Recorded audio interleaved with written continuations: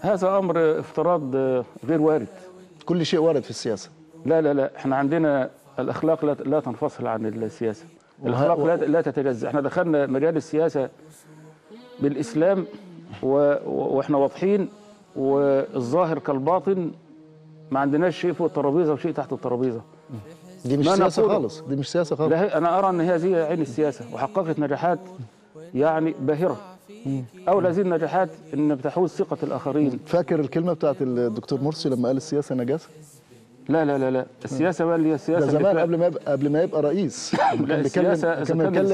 كان بيكلم زعيم الاغلبيه ساعتها الله يرحمه كمال الشاذلي في 2005. الكلام ده غير صحيح، انا معترض عليه. السياسه كان مقصود بها السياسه الماكيافيليه لغايه تبرر الوسيله، اللي فيها الكذب واللف والدوران والخداع. فاحنا ابعد ما نكون عن هذه السياسه. هذه ليست سياسه على الإطلاق. احنا نتكلم عن السياسه الشرعيه اللي تعلمناها من الاسلام، تنبني على الصدق والوضوح واعلاء الصالح العام، ليس فيها غش ولا خداع ولا كذب.